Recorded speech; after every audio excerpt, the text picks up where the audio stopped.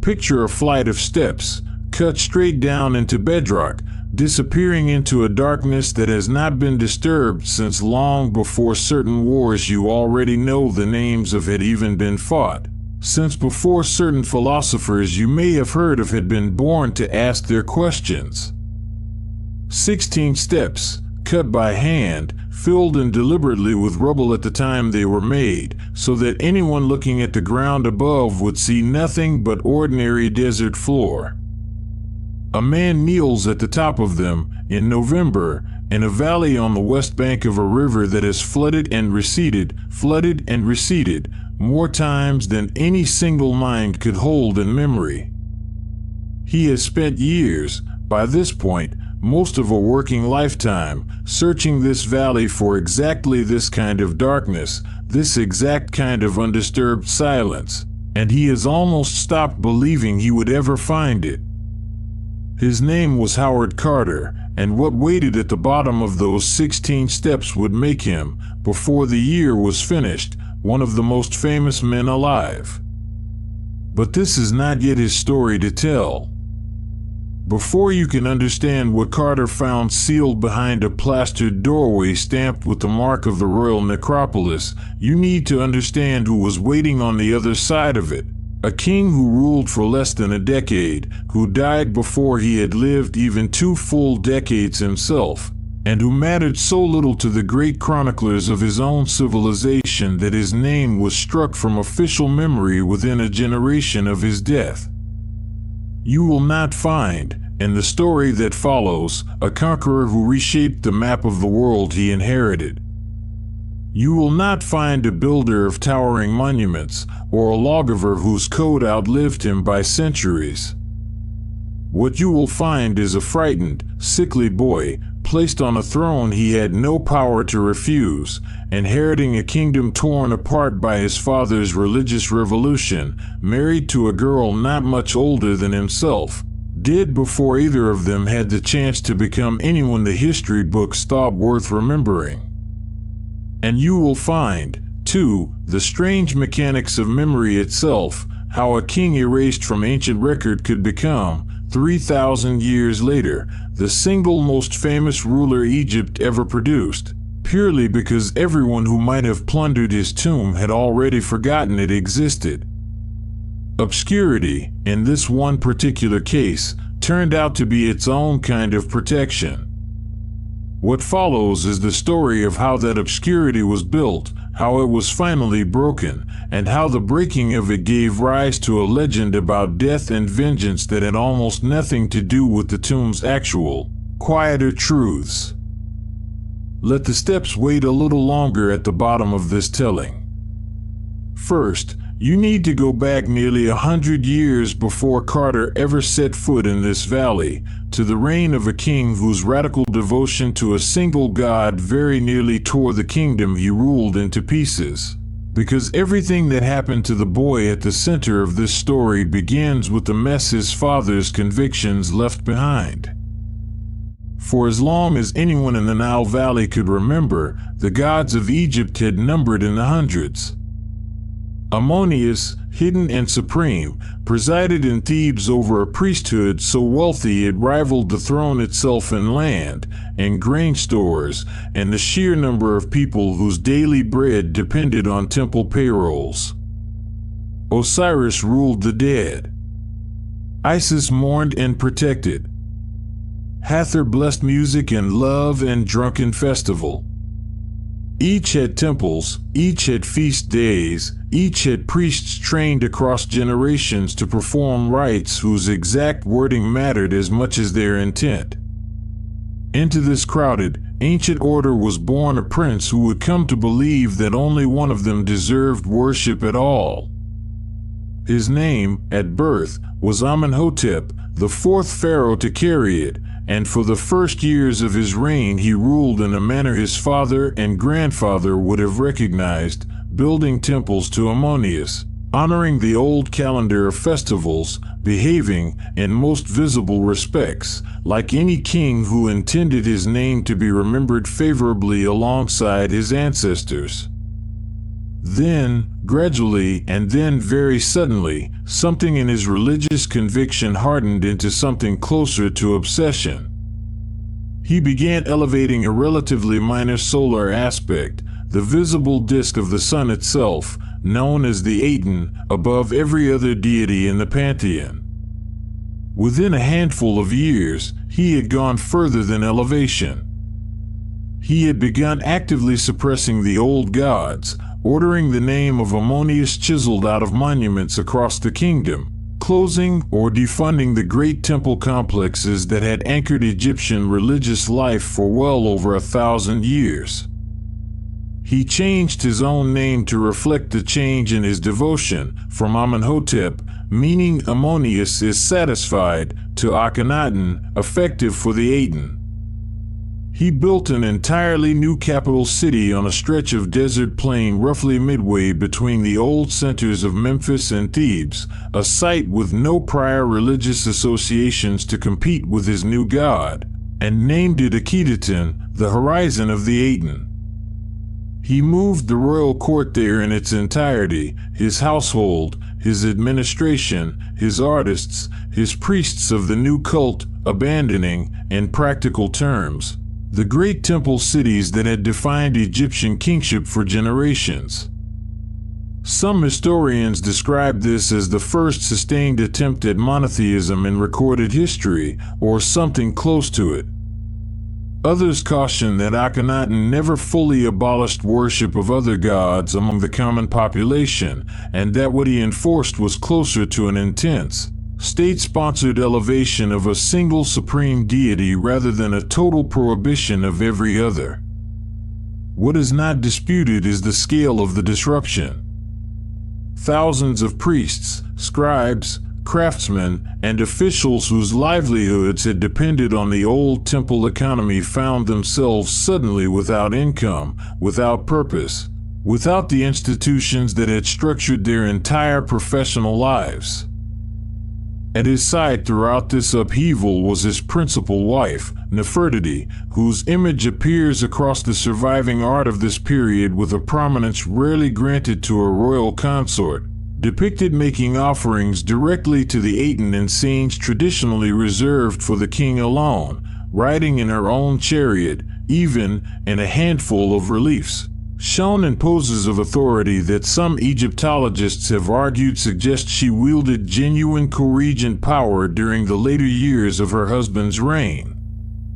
Though this remains debated among specialists rather than settled fact. The art of the period changed as radically as the religion. Where earlier pharaohs had been depicted with idealized, unchanging youthful bodies regardless of their actual age, Akhenaten allowed himself to be shown with an elongated skull, a swollen belly, wide hips, and spindly limbs, a style so distinctive that art historians still argue over how much of it reflects an actual physical condition and how much reflects a deliberate theological statement about the king's unique, almost androgynous relationship to a creator god who encompassed both masculine and feminine aspects of creation. Daily life inside this new capital took on a character that would have felt genuinely strange to an official transferred there from Thebes or Memphis. A hymn attributed to Akhenaten himself, carved into the tomb of one of his courtiers at Ankhesenamun, praises the Aten in language of striking intimacy and directness, describing the sun's rays reaching into the nest of every bird, waking every sleeping creature, sustaining every living thing on earth through its light alone, without any of the older, more elaborate mythological narratives that had traditionally surrounded Egyptian solar worship.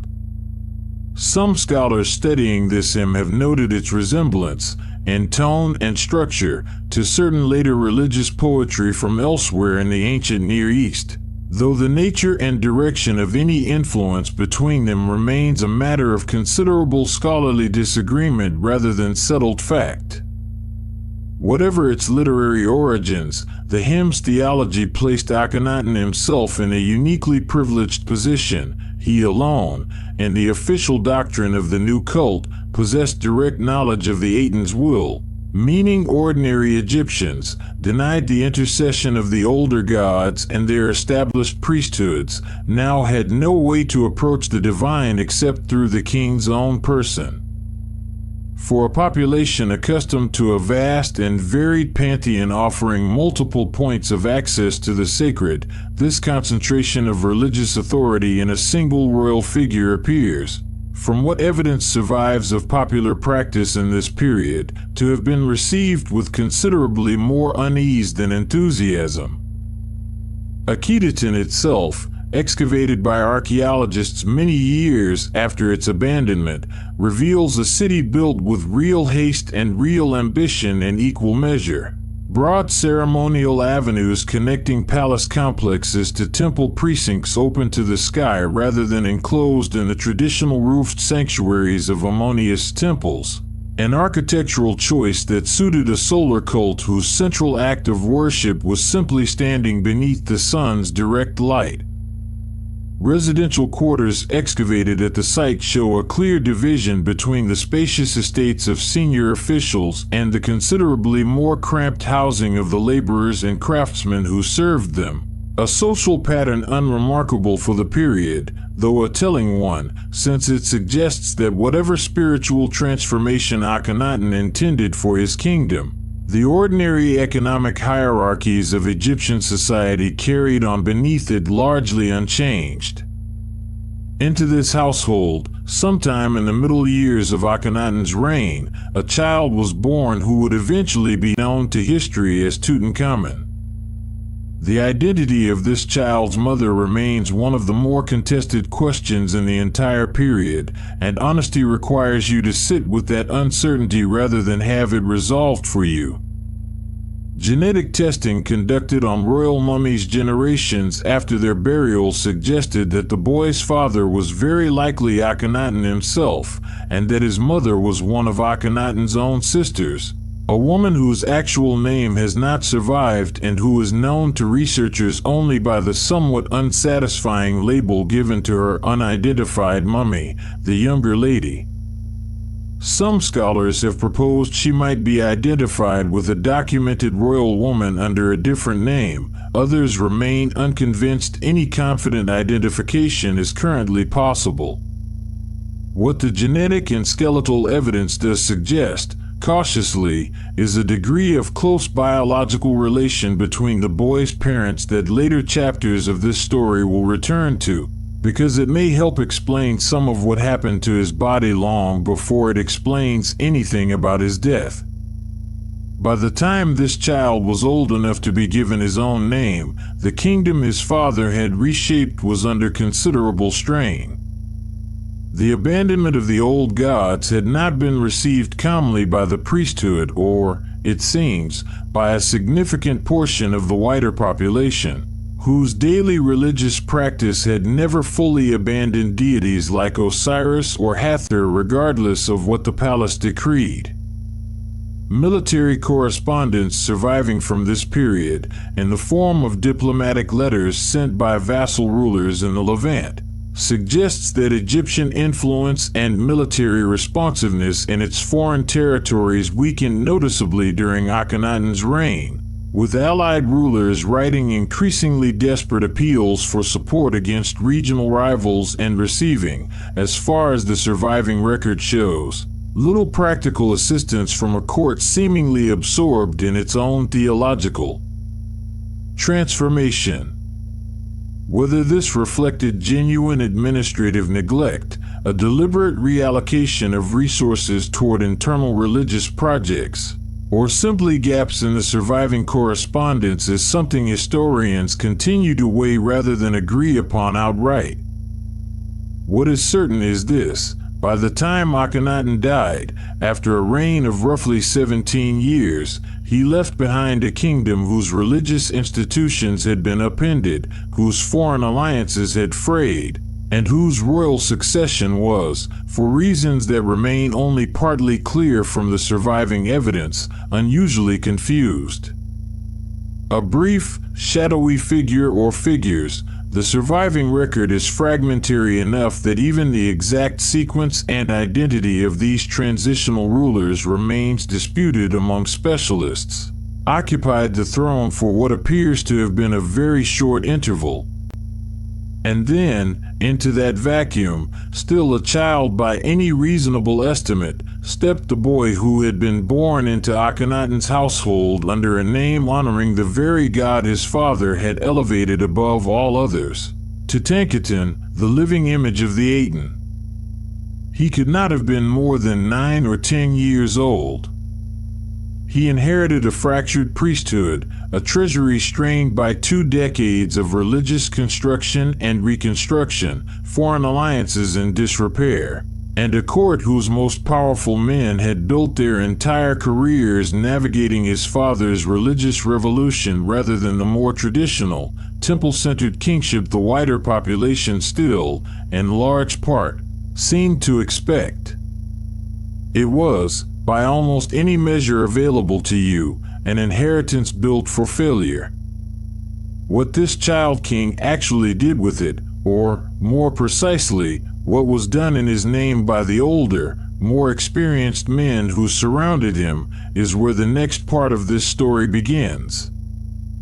Try to hold in your mind, for a moment, what it might have felt like to be that particular child.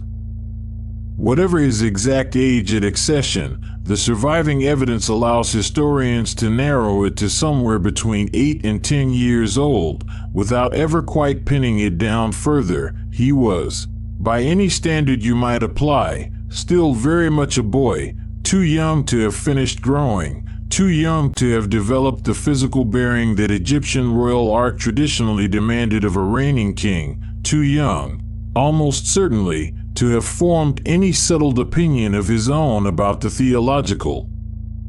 argument that had consumed his father's entire reign.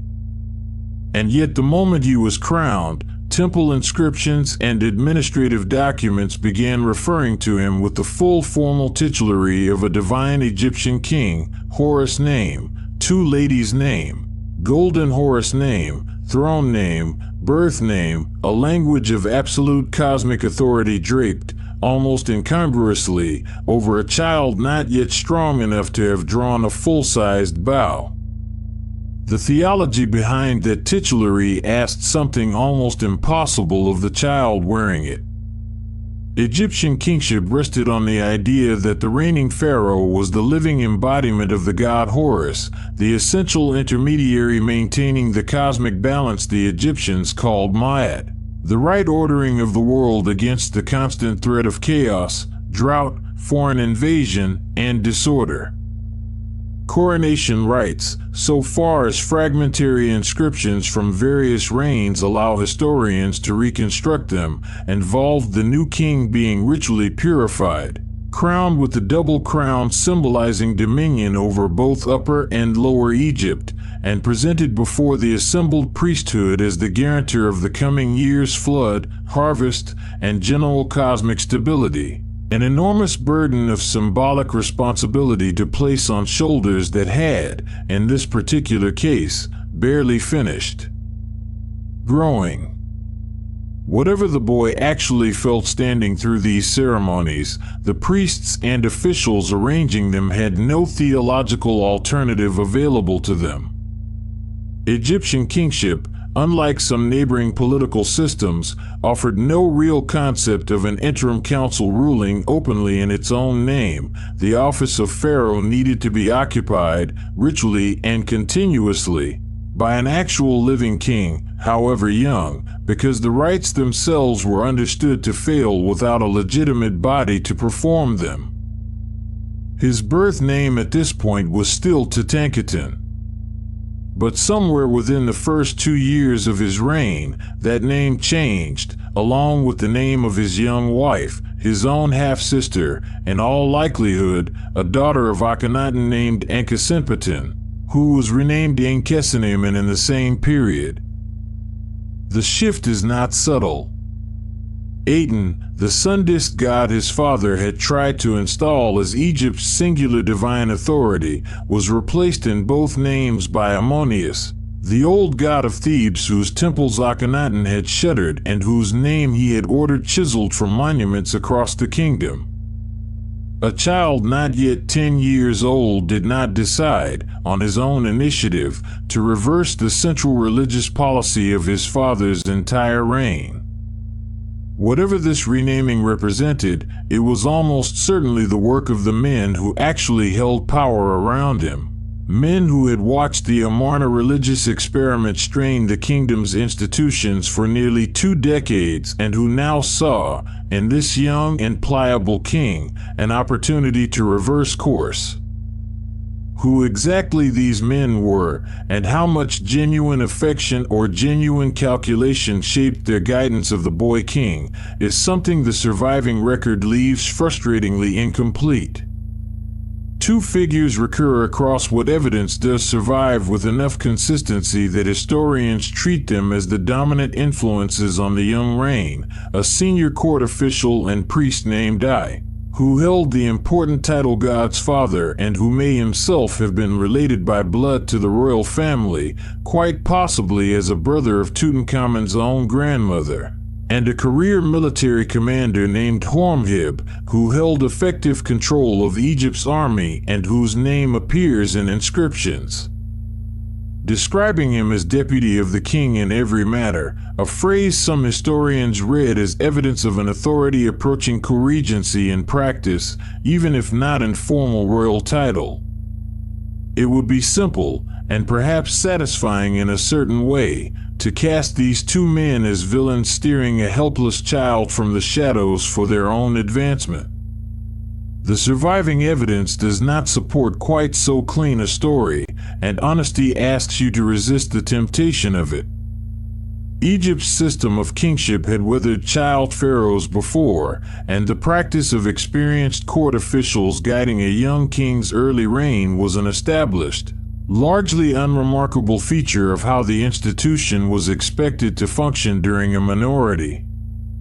What made this particular regency unusual was not the fact of adult guidance itself, but the scale of the crisis that guidance was tasked with managing: an entire religious infrastructure to rebuild, a priesthood to reconcile, foreign relationships to repair, all of it happening in the name of a boy who, whatever his personal wishes might have been, had no realistic capacity to resist decisions made in his name. There are glimpses in the surviving evidence, faint but genuine, of the boy himself rather than simply the office he occupied. Objects recovered from his eventual burial include a small ivory-handled folding stool, gaming boards clearly worn from use rather than placed purely as ceremonial furnishing, and a remarkable number of everyday items: sandals, articles of clothing, small toys, of a kind and quantity unusual even for a royal burial, suggesting a household that had accumulated, across a genuinely lived childhood and adolescence, the ordinary material texture of a life, not merely the trappings of funerary. Workshop assembled after the fact for a king he barely remembered. Whatever his actual feelings about the religious controversy consuming the adults around him, this was a boy who played games, who wore out furniture through use, who by every material trace available to you lived something recognizably like an actual childhood, layered awkwardly over the enormous ceremonial weight of a kingship he had not asked for and could not have refused. By his 2nd year on the throne, formal policy had shifted decisively. The old gods were being restored. The old capital was being reoccupied. And a document, carved in stone, intended for permanent public display, and phrased in the confident, retrospective language of an adult king rather than a child barely into his teens, would soon announce, in considerable and deliberate detail, exactly how thoroughly his father's religious revolution was being undone. That document is where the next part of this reign comes into clearer focus, and it deserves its own telling. Before you follow the restoration itself, linger a little longer over the two men who most likely authored it, because their influence over this reign did not end with religious policy, and because understanding them clarifies almost everything that happens later in this story, including the tomb itself. I was, by the time Tutankhamun took the throne, already an old man by the standards of his era, a veteran of Akhenaten's own court, present at Ankhesenamun during the height of the Aten cult, close enough to the royal family that some historians have proposed he may have been the father of Nefertiti herself, making him, on that reading, the young king's own great-uncle by marriage. His title, God's Father, is itself ambiguous in a way that has fueled considerable scholarly speculation. It may have referred to a direct blood relationship to the royal family, or it may have functioned more as an honorific describing a trusted senior advisor, without implying literal kinship at all. Either way, Ice's presence in the historical record spans the entirety of the Amarna period and its immediate aftermath, an unusually long institutional memory for one man to carry through so much religious and political upheaval. Horemheb represents something different, not a court insider born into royal proximity, but a career soldier who rose, seemingly on the strength of genuine military and administrative competence, to become the single most powerful commander in Egypt's army during Tutankhamun's reign. Inscriptions from his own later tomb, built for him as a private individual before he himself eventually became pharaoh, describe him leading Egyptian forces and managing foreign diplomatic contacts with a degree of authority that reads, to modern historians examining the text, as functionally indistinguishable from royal power in every respect except the formal titulary. Whether Horemheb genuinely subordinated his own ambitions to the boy king's nominal authority throughout this period, or was already positioning himself, patiently and carefully, for a throne he would eventually claim outright, is a question the ancient sources do not answer directly, and different historians read the available evidence differently. What both men shared, regardless of their differing paths to influence, was a stake in stability that a headstrong, independently minded adult king might well have threatened. A boy king, guided carefully, could restore the old religious order, repair the damaged priesthood, and re-establish foreign alliances, all while the actual architects of that restoration remained comfortably out of the historical spotlight, their names appearing in inscriptions as loyal servants of the throne rather than as the men truly setting its direction. This is not necessarily evidence of cynical manipulation.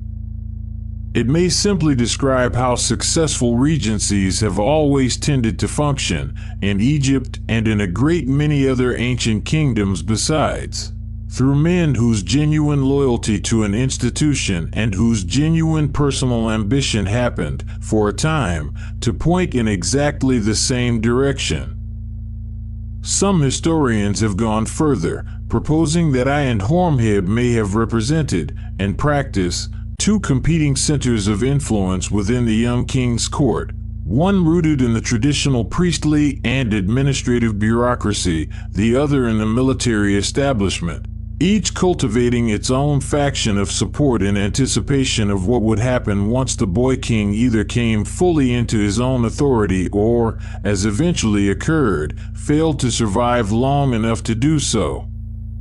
This reading remains speculative, resting more on later events. Both men did, in fact, eventually become pharaoh themselves, in direct succession, immediately following Tutankhamun's death, than on any explicit surviving statement of rivalry between them during the boy's actual reign. But the pattern is at minimum suggestive, and it will matter again later in this story, when you reach the question of who benefited most directly from a teenage king's sudden and still unexplained death. Beneath these two dominant figures sat a wider administrative apparatus that had, by this point in Egyptian history, grown genuinely sophisticated, viziers overseeing civil administration in the north and south of the kingdom respectively, a treasury bureaucracy tracking grain stores and precious metals flowing in as tribute and tax from across Egypt and its subject territories, and a corps of scribes trained for years in the specialized skills of hieroglyphic and hieratic writing needed to keep all of it functioning. One such official, a treasurer named Maya, appears in the surviving record overseeing significant royal construction projects and, later, the resealing of Tutankhamun's own tomb after one of its early disturbances, a reminder that the young king's reign, however dominated in retrospect by the towering figures of Ai and Hormheb, actually rested on a far broader base of competent, largely anonymous administrators whose names survive only in occasional inscriptions rather than in any sustained historical narrative.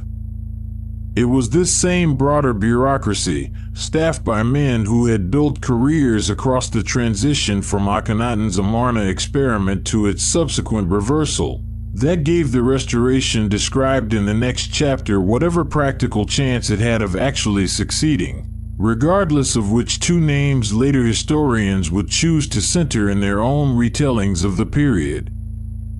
For now, hold on to this simpler fact: whatever their private ambitions, both men appear to have judged, correctly as it turned out, that Egypt's stability depended on undoing Akhenaten's religious experiment as completely and as visibly as possible. And the document that announced this reversal to the entire kingdom, carved during Tutankhamun's own reign and displayed for public reading at the Temple of Karnak itself, gives you the clearest surviving statement of exactly how that undoing was framed, not as youthful rebellion against a father's memory, but as urgent, necessary repair of a kingdom the old religious order alone, in the official telling, had ever been capable of properly sustaining. The inscription has come to be known, among the scholars who study it, as the Restoration Stela, and its language does not hedge or apologize. It describes, in the voice of the young king himself, a kingdom in genuine crisis at the time of his accession, temples fallen into ruin, shrines overgrown, the gods themselves, in the theology the text insists upon, turned away from Egypt in response to the neglect of their proper worship. Whether this description reflects literal physical dilapidation of specific buildings or a more rhetorical framing meant to justify sweeping religious reversal, historians continue to debate. But the practical program it announces is concrete and unambiguous: temples reopened, priesthoods reinstated and properly endowed, cult statues of the old gods refashioned in gold and precious materials, religious festivals restored to their traditional calendar. The royal court itself relocated once more, away from Akhenaten's purpose-built city at Ankhesenamun and back toward the traditional centers of Egyptian administration and religion, Memphis, near the Delta, serving increasingly as the practical seat of government, and Thebes, far to the south, restored fully to its old status as the religious heart of the kingdom, home once again to the reopened and richly endowed temples of Ammonius. Within a short span of years, the strange, purpose-built capital that had absorbed nearly 2 decades of Akhenaten's resources and religious devotion was substantially abandoned, its administrative buildings and residential quarters left to the slow attrition of desert wind and drifting sand, its population and its craftsmen relocated to serve the restored old order elsewhere. The names changed along with the policy. Tutankhamun's own name, as you have already heard, became Tutankhamun. His wife's name changed to match. And across the kingdom, wherever earlier inscriptions had celebrated the Aten in place of the old gods, scribes and craftsmen set to work restoring the traditional divine names, though, tellingly, the reverse process was never as thorough or as violent as Akhenaten's own earlier suppression of Ammonius had been. The Aten was not erased from memory with the same aggressive completeness Akhenaten had shown toward the old gods. It was, instead, gradually demoted, allowed to recede quietly from official prominence rather than actively hunted down and chiseled away wherever it appeared. A difference some historians read as evidence of a genuinely more measured, consensus-building restoration than Akhenaten's own original revolution had ever attempted to be. None of this, almost certainly, was the personal theological initiative of a boy still in his early teenage years. But it would be a mistake to imagine the young king as entirely absent from his own restoration, a passive name attached to decisions made wholly elsewhere. Egyptian kingship, whatever the practical realities of a regency, still required the living presence of the king himself at major festivals and ceremonial processions. In the ritual performance of daily temple offerings that only a reigning pharaoh, in the theology of the office, could properly enact on behalf of the entire kingdom. Whatever guidance and Hormheb provided in matters of policy and administration, the boy himself still had to stand, robed in the full ceremonial regalia of a pharaoh, before crowds of priests and officials who had lived through his father's entire religious upheaval, and perform, publicly and repeatedly, the ritual reconciliation his court had decided the kingdom required. Surviving inscriptions from this restoration effort describe practical, unglamorous work alongside the grander religious rhetoric, new cult images fashioned in gold, silver, and lapis lazuli to replace statues Akhenaten's officials had allowed to fall into disrepair or had removed from active worship altogether. Temple estates reassigned their traditional lands and revenues, reversing years of redirected income, and priesthoods reconstituted with fresh appointments of personnel qualified to perform rites that, in some cases, had gone unperformed for the better part of 2 decades. Craftsmen and builders were mobilized across multiple temple sites simultaneously, a logistical undertaking of real scale for a kingdom still recovering, in administrative and economic terms, from the disruption of the preceding years. Consider, too, what this restoration cost in more human terms, beyond the level of temple administration and royal titulary. An entire generation of priests, scribes, and craftsmen had built careers around the Aten cult at Ankhesenamun. Some of them likely found new positions within the restored Ammonius priesthood at Thebes, others may have simply faded from the historical record, their specialized religious training suddenly obsolete in a court eager to distance itself from everything their careers had represented. The common population outside the palace walls, whose devotion to gods like Osiris and Hathor had likely never fully lapsed regardless of official Amarna policy, appears, from what limited evidence survives of popular religious practice in this period, to have welcomed the restoration with genuine relief rather than any lingering attachment to the Aten's exclusive claim on their devotion. By the middle years of his reign, then, the young king presided, at least in official appearance, over a kingdom actively repairing itself, temples reopening, festivals resuming, foreign relationships slowly, cautiously being rebuilt through renewed diplomatic correspondence with regional powers who had grown accustomed, during Akhenaten's later years, to receiving little practical support from Egypt.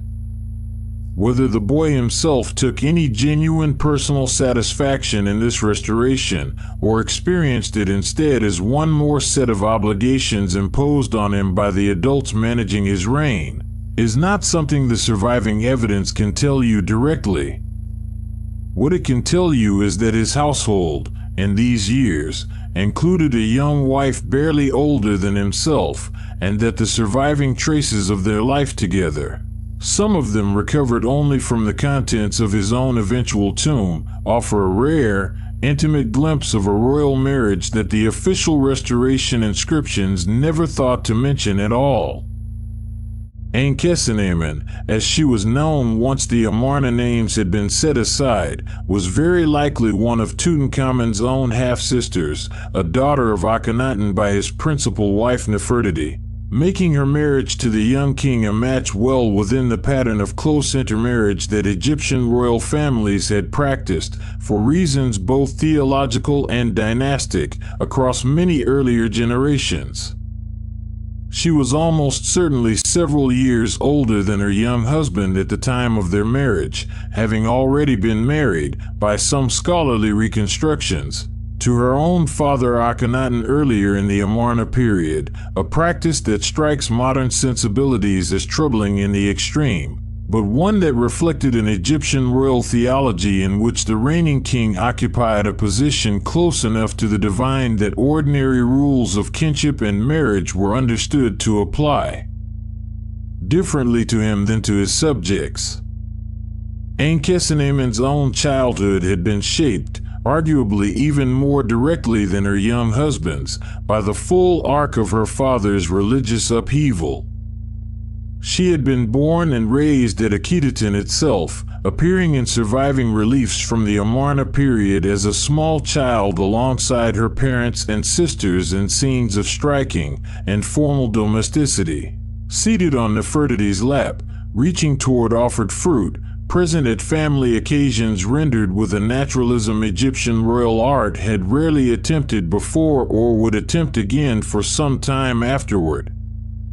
She would have witnessed, as a girl, the full spectacle of her father's new capital in its prime, the open-air temples, the processions honoring the Aten alone, the gradual and then increasingly urgent marginalization of the old gods whose worship her own eventual husband's court would spend years working to restore.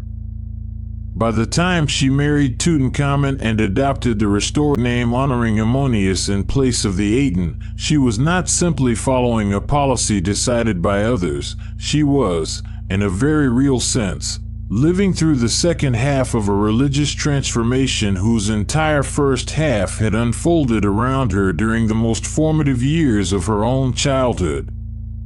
Whatever the precise sequence of her earlier marriages, by the time Tutankhamun ascended the throne, Ankhesenamun had become his principal wife, and the surviving artistic record of their household together is, by the standards of Egyptian royal portraiture, unusually tender. A small gilded shrine recovered from the tomb depicts the couple in a series of intimate domestic scenes rather than the formal, rigidly ceremonial poses more typical of official royal art. The queen handing her husband arrows as he hunched from a stool rather than standing, the king pouring liquid into her outstretched hand. The two of them seated together in poses of easy physical closeness that some Egyptologists have described as among the most personally affectionate images surviving from the entire Amarna and post-Amarna period. Whether this artistic tenderness reflects genuine emotional intimacy between two young people, or simply a stylistic inheritance from the more naturalistic artistic conventions Akhenaten's court had pioneered, is impossible to determine with certainty from images alone. But two objects recovered from the tomb complicate any purely decorative reading of this marriage, and they deserve to be told plainly, without softening. Among the burial goods sealed away with the young king were two small, separately coffined mummies, miscarried or stillborn daughters, one delivered at an estimated 5 months of gestation, the other closer to 7, both apparently the children of Tutankhamun and Ankhesenamun, both prepared and buried with the same careful mummification and miniature golden coffins that might otherwise have been reserved for a living royal heir. Sit with that fact for a moment, because it reframes everything else you might assume about this couple's marriage. This was not simply a diplomatic pairing of convenience, arranged and endured without personal investment by either party. Whoever these two young people actually were to each other, they had tried, more than once by the surviving evidence, to produce an heir together, and had lost that hope each time before either child could draw breath outside the womb. Some researchers who have examined the fetal remains have suggested skeletal features consistent with inherited disorders, potentially connected to the close biological relationship between the royal couple's own parents, a hypothesis that remains provisional rather than fully settled, but one that, if correct, would mean the same pattern of close intermarriage that had helped consolidate royal legitimacy across generations may also have worked steadily against this particular couple's ability to produce a surviving child. There is no surviving record of how either of them processed these losses emotionally. Egyptian royal inscriptions focused overwhelmingly on public ceremony and religious legitimacy, had little use for private grief, and none of it was thought worth carving into permanent stone for a temple wall. What you are left with instead is the material evidence itself: two small coffins, prepared with real care and real expense, sealed eventually into the same modest tomb that would one day hold their father's own body, as though whoever arranged the final burial understood that these two brief, unrealized lives belonged with him, wherever his own body eventually came to rest. To understand why two stillborn daughters, and later their own father, would be buried with such careful ceremony rather than simply mourned and set aside, you need to understand what Egyptians of this era believed actually happened after death.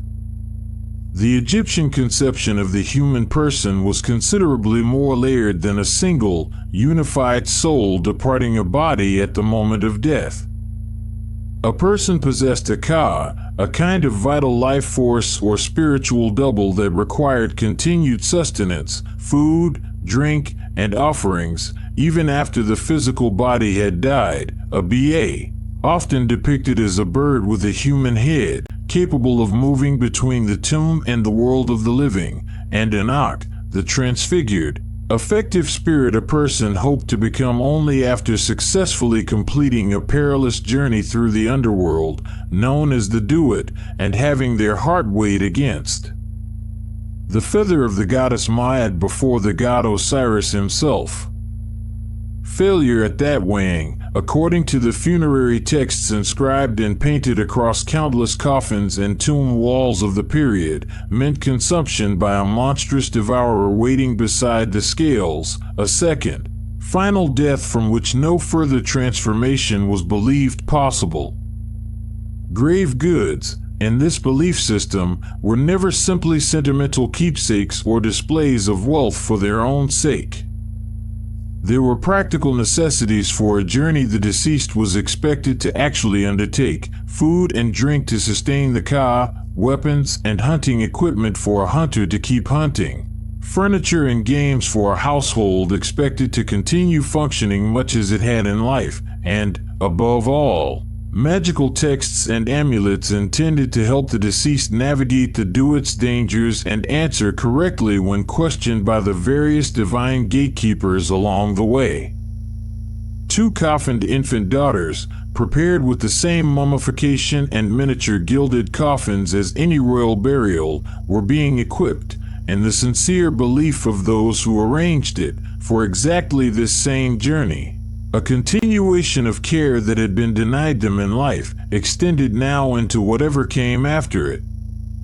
Beyond the private sorrow of the marriage, the young king's household also occupied itself, at least in its public representations, with the more traditional royal preoccupations of war and the hunt, pursuits that, whatever the boy's actual physical capacity to participate in them personally, were considered essential to how any legitimate Egyptian king needed to be seen by his own people and by the wider world beyond the Nile's borders. Among the objects recovered from Tutankhamun's tomb is a small painted wooden chest, its lid and sides decorated with vivid battle scenes. The young king, larger in scale than every other figure depicted around him in accordance with Egyptian artistic convention, charges forward in his chariot against fleeing Nubian and Syrian enemies, loosing arrows with an ease and physical command that, on its face, suggests a warrior king in full command of his own military campaigns. The same chest depicts him hunting lions and other game with identical confidence and physical mastery. Historians examining this imagery and comparable scenes from other objects and fragments associated with his reign urge real caution before treating it as literal reportage of specific historical battles the young king personally led. Egyptian royal art followed established conventions dating back many centuries, in which the reigning king was depicted as the singular, triumphant agent of every military and hunting success attributed to his reign, regardless of whether he had been physically present at the events depicted, regardless even of his age or physical capability at the time. Pharaohs who were, by any independent account, children throughout their entire recorded reign were nonetheless routinely shown in exactly this same pose of solitary battlefield triumph, because the imagery was never meant to document individual historical fact in the way a modern eyewitness account might. It was meant to affirm, through established visual formula, the king's cosmic role as Egypt's protector against chaos and foreign threat, a role his officials and generals fulfilled and enacted on his behalf even when the king's own body could not. The hunt, in particular, carried a symbolic weight in Egyptian royal ideology that went well beyond simple recreation. Lions, in Egyptian religious thought, were closely associated with dangerous, untamed forces of chaos, but also with fierce protective goddesses such as Sekhmet, capable of visiting destruction on Egypt's enemies when properly appeased. A king shown hunting and subduing lions was, in this symbolic register, performing the same essential cosmic function as a king shown defeating foreign armies, demonstrating his capacity to hold chaos at bay and preserve Ma'at, the right order of the world, regardless of whether the specific lion or the specific battle depicted had ever literally occurred exactly as shown. Desert hunting expeditions of this kind, whatever their genuine frequency during Tutankhamun's actual reign, were themselves a well-established royal institution by this period, often involving considerable numbers of beaters and support staff driving game toward a fixed position from which the king, whatever his personal physical condition, could shoot from a stationary chariot or blind with real safety and real prospect of a visibly successful outcome. This does not mean no military activity occurred at all during Tutankhamun's reign.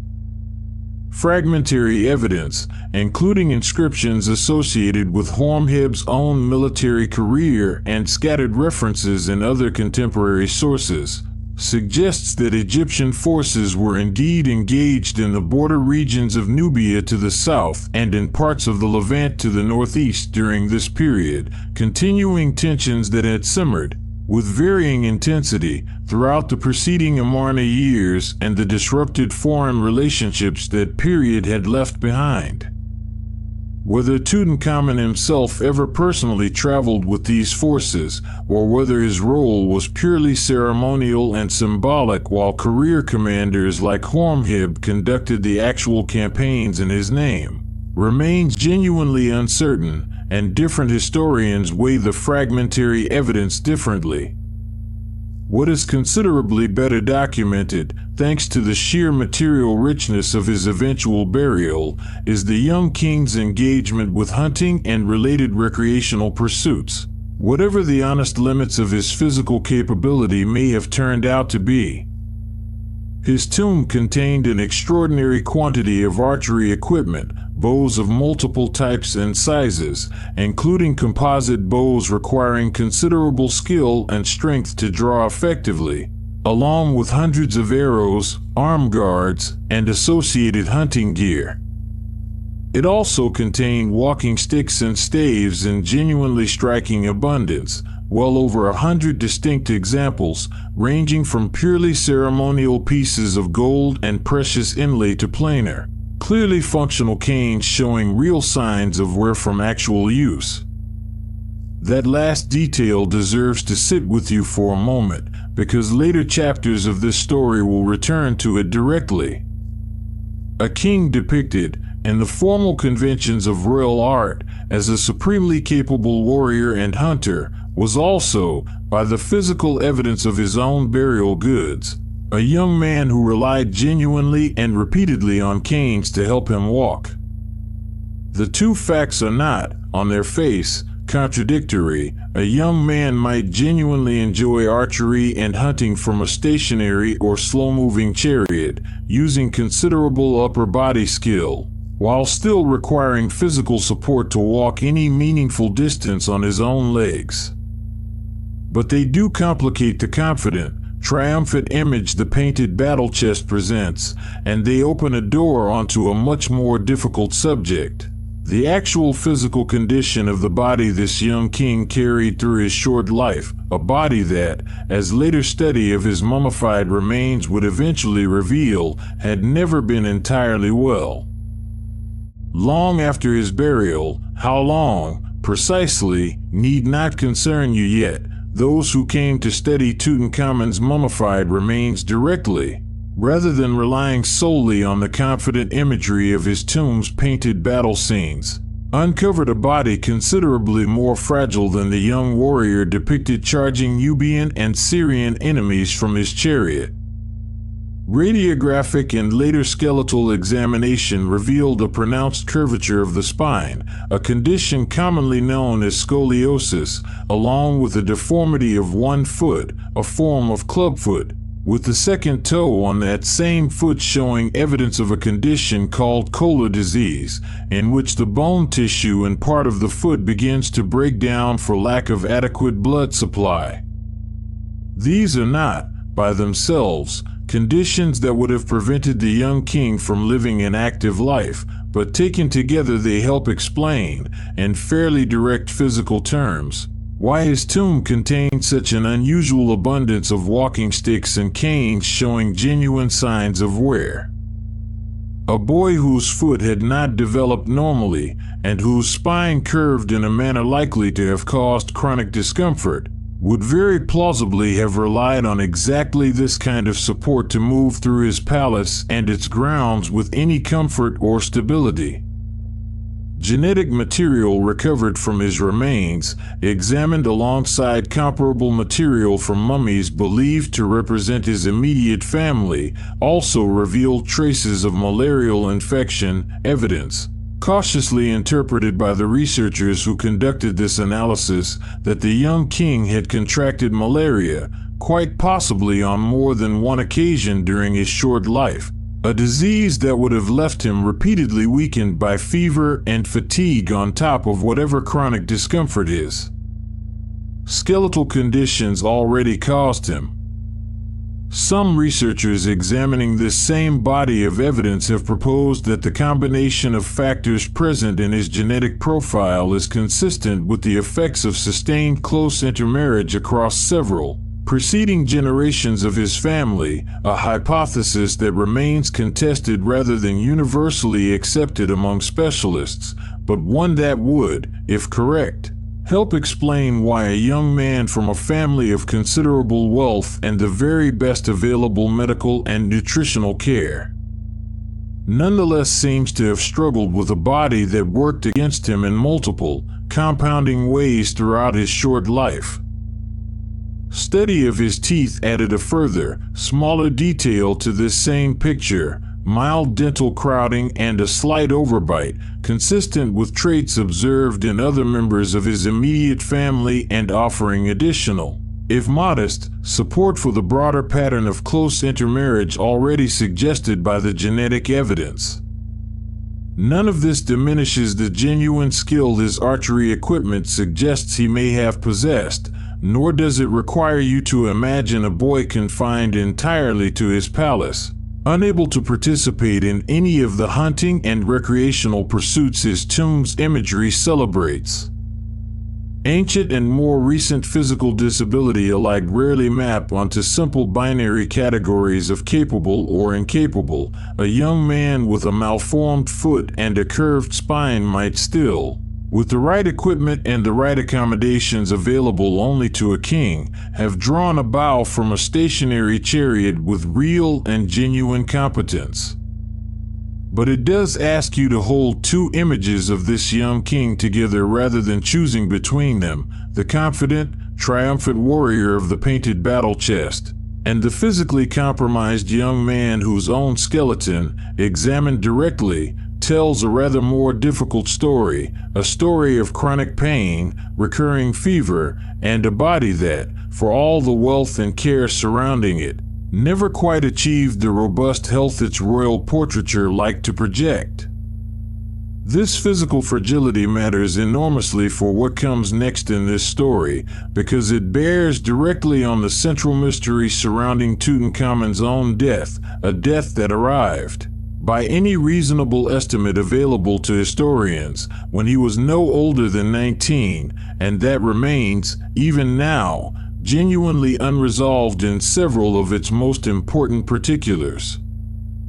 Tutankhamun's reign lasted, by most chronological reconstructions, somewhere between 9 and 10 years, which would place his death at an age no older than 19 and quite possibly closer to 18. No contemporary Egyptian document survives that states plainly and directly what killed him. This absence, more than any specific piece of physical evidence, is what has allowed so many competing theories to take root and flourish across the centuries since his tomb was rediscovered, each one filling the same basic silence with a different story. For much of the 20th century, the theory that attracted the most public attention held that the young king had been murdered, struck a deliberate, violent blow to the back of the head, based on early radiographic examination that appeared to show bone fragments loose inside his skull, fragments some researchers initially interpreted as evidence of blunt force trauma inflicted shortly before death. This theory carried an obvious dramatic appeal: a teenage king, surrounded by ambitious older men who stood to gain considerably from his death, struck down in a palace conspiracy whose perpetrators were never identified or punished. Later, more careful examination of the skull, using more sophisticated imaging techniques than had been available to the earliest researchers, complicated this reading substantially. Much of what had originally appeared to be evidence of violent trauma was reassessed as damage more plausibly caused during the embalming process itself, when resin was poured into the skull cavity as part of standard mummification practice, or during the process of unwrapping his mummy decades later by early excavators working with considerably less caution than modern conservation standards would demand. The murder theory has not been entirely abandoned by every historian who has examined the evidence, but it commands considerably less confidence today than it once did, and it would be misleading to present it to you as a settled conclusion rather than one interpretation among several, resting on evidence that has grown less rather than more persuasive with closer examination. Some of the confusion surrounding the physical evidence traces back directly to how the mummy itself was first examined in the mid-1920s, once Carter's team finally reached the innermost coffin. Resin, poured in generous quantities over the wrapped body during the original embalming process, had hardened over the intervening millennia into a substance closer to solid rock than the pliable material it had once been, fusing the body firmly to the interior of its golden coffin. Faced with a mummy that could not simply be lifted free, the excavation team resorted to methods that later conservators would regard as regrettably damaging, including exposing sections of the wrapped body to direct sunlight in an attempt to soften the resin, and ultimately cutting the body into sections to remove it from the coffin and separate the golden mask from the head it covered. Some of the skeletal damage later researchers would spend decades puzzling over almost certainly originated in this necessary but destructive process, undertaken by a team working with the best methods available to them at the time, but without any of the more careful, minimally invasive techniques later generations of conservators would come to insist upon. A second, currently more widely favored theory centers on an injury to his leg. Later imaging of his mummified remains revealed a serious fracture to his left thigh bone, sustained, and the interpretation many researchers now favor, shortly before his death, potentially from a fall, perhaps involving a chariot given the prominence of chariot imagery throughout objects associated with his reign, though this remains an inference rather than a directly documented fact. Combined with the genetic evidence of malarial infection discussed in the previous chapter, this has led a number of researchers to propose that the young king may have died from a combination of causes acting together rather than any single decisive blow, an open fracture, in a body already weakened by recurring malarial fever and by the chronic effects of his skeletal conditions, developing a severe infection that his body, compromised on multiple fronts simultaneously, proved unable to overcome. Other researchers have proposed alternative or contributing explanations, ranging from complications connected to his scoliosis and restricted mobility, to broader questions about the general standard of medical care and understanding available even to Egyptian royalty in this era, when infection, however contracted, carried a far higher mortality risk than it would come to carry in later centuries of medical advancement.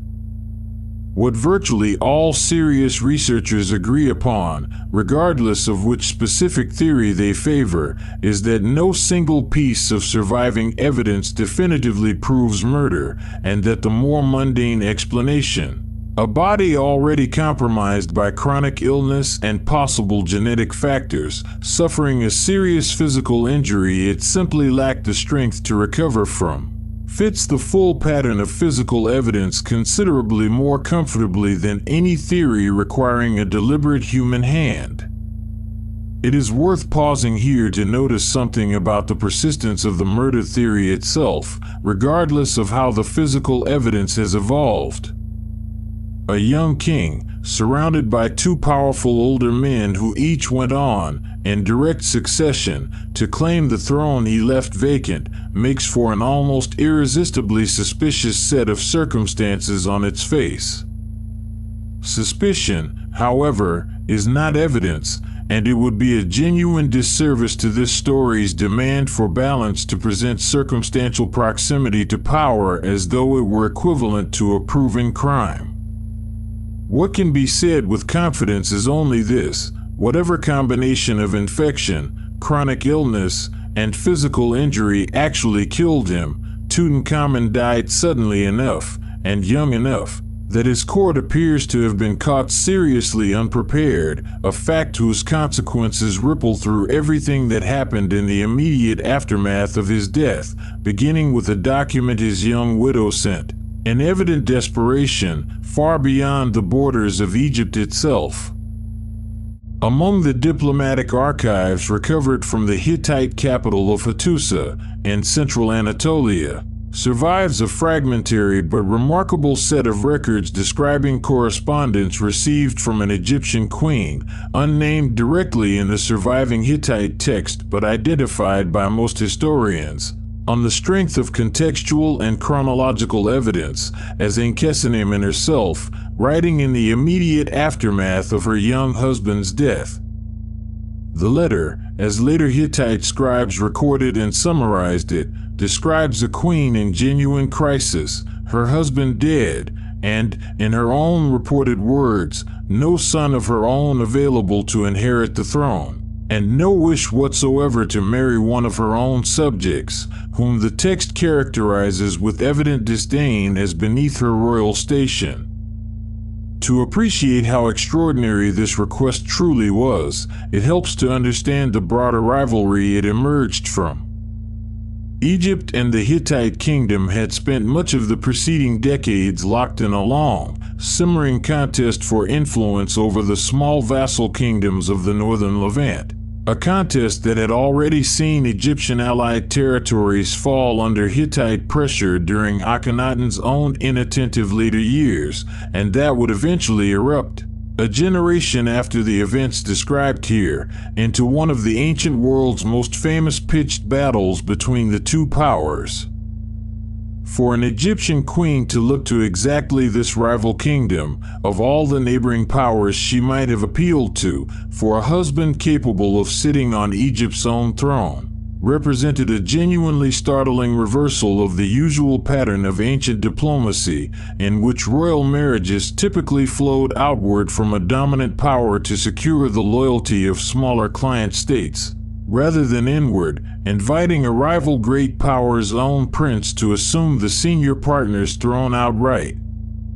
Her proposed solution was extraordinary by any standard of ancient diplomatic practice. She asked the Hittite king, Suppiluliuma I, ruler of one of the era's other great regional powers and, by this point in his reign, a genuine rival to Egyptian influence in the contested territories of the northern Levant, to send one of his own sons to Egypt to marry her, and to become pharaoh in her dead husband's place. No Egyptian queen, so far as the surviving record allows historians to determine, had ever attempted anything remotely like this before, inviting a foreign prince, from a rival kingdom no less, to assume the throne of Egypt through marriage to its own reigning queen. Suppiluliuma's own initial reaction, as later Hittite records describe it, was one of genuine and understandable suspicion.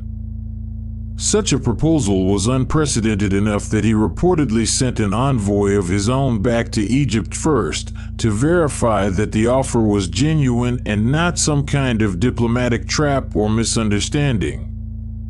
Ankhesenamun, according to the surviving correspondence, replied with evident and pointed frustration, insisting that she would never write to a foreign king out of deception, and that she genuinely had no other option available to her, a level of directness in a surviving ancient royal letter that many historians studying this correspondence have found remarkably vivid, offering a rare, unfiltered glimpse of an actual historical figure's voice rather than the formal, ceremonial language more typical of surviving royal inscriptions. Convinced, or at least sufficiently persuaded, Suppiluliuma eventually dispatched one of his own sons, a prince named Zenanza, toward Egypt to fulfill the proposed marriage. Zenanza never arrived. Hittite records describe his death somewhere along the journey, or shortly after reaching Egyptian-controlled territory, in terms brief and frustratingly incomplete enough that historians have never been able to determine with real confidence exactly what happened to him, whether he died of illness during the journey, whether he was killed en route by bandits or hostile forces unconnected to the Egyptian court, or whether, as some historians have proposed with considerably more caution than certainty, factions within the Egyptian court itself, alarmed at the prospect of a foreign Hittite prince assuming the throne of Egypt, arranged for his death before he could ever complete the marriage. Suppiluliuma himself apparently believed the latter, blaming Egypt directly for his son's death and using it as pretext for renewed military action against Egyptian-held territory in the Levant, a conflict that, according to later Hittite accounts, brought back among the returning Hittite soldiers a plague that afflicted the Hittite kingdom itself for years afterward, a grim historical irony that several ancient Near Eastern historians have noted, if the causal connection these later accounts propose is accurate, which remains itself a matter of some scholarly debate given the limitations of the surviving sources. Whatever the precise truth behind Zenanza's death, its immediate consequence for Egypt's own succession crisis is clear enough. Ankhesenamun's extraordinary gambit had failed. No foreign prince arrived to marry her and claim the vacant Egyptian throne. And in the documentary record that survives from this period, Ankhesenamun herself simply disappears from history almost entirely after this point. No further inscriptions confidently attributed to her, no clear record of what became of her in the months and years that followed her failed diplomatic venture. Some historians have proposed she may have been compelled into a subsequent marriage with I himself, the aging court official who shortly afterward became pharaoh in Tutankhamun's place. A ring bearing both their names has been cited as possible, though far from conclusive evidence for such a union. Others remain skeptical that this single ring is sufficient grounds for confidently reconstructing an entire second marriage. What is not in dispute is this: within a remarkably short span of time following her husband's sudden death, the throne of Egypt passed to I, and the woman who had once written, in genuine desperation, to a foreign king rather than marry one of her own subjects, vanishes from the historical record almost as completely as if she, too, had died alongside her young husband. This same atmosphere of crisis and haste, a court caught without a clear plan for succession, scrambling to manage a genuinely unexpected royal death, left its mark not only on the diplomatic record, but on the physical tomb itself, prepared in evident and unmistakable urgency for a king whose court, by every available indication, had never expected to need it quite so soon.